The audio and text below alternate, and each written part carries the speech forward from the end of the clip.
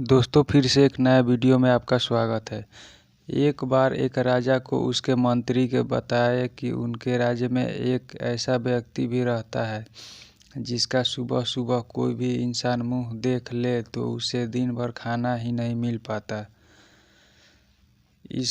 इस बात की सच्चाई को जानने की इच्छा राजा के मन में उठी और अगले ही दिन राजा ने उस व्यक्ति को अपने राजमहल में बुला लिया और कमरे के सामने वाले कमरे में ही उसे सुला दिया। अब जैसे ही अगले दिन सुबह हुई, राजा उठकर सीधा उस व्यक्ति का चेहरा देखने उसके कमरे में घुस गया। वो व्यक्ति उठ चुका था।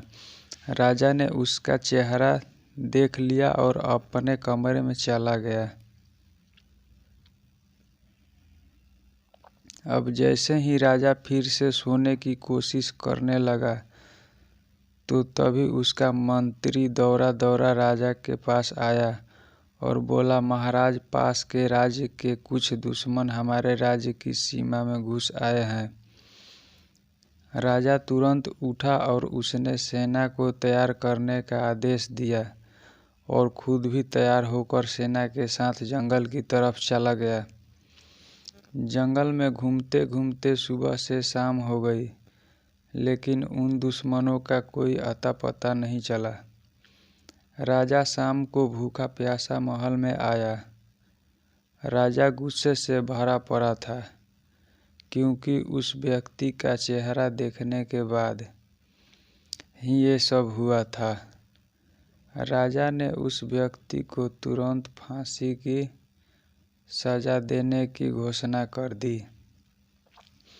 दूसरे दिन फांसी लगने से पहले राजा उस व्यक्ति से बोला कि तुम किस सोच में तुम सच में मनहूस हो। सुबह सुबह तुम्हारा चेहरा कोई देख ले तो वो सच में सारा दिन भूखा प्यासा ही रह जाता है। बताओ, मरने से पहले तुम्हारी कोई आखिरी इच्छा है?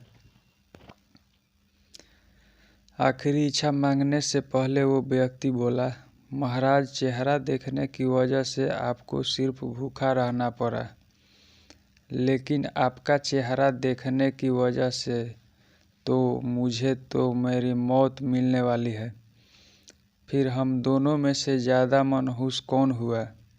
इतना सुनते ही उस राजा का मुंह शर्म से लाल हो गया और तभी उसे संत की एक बात याद आई। बुरा जो देखने में है हो गया, बुरा मिला ना कोई। जब अपने दिल में झांक कर देखा, दूसरों में बुराई देखने से पहले हमें खुद के अंदर भी एक बार झांक लेना चाहिए।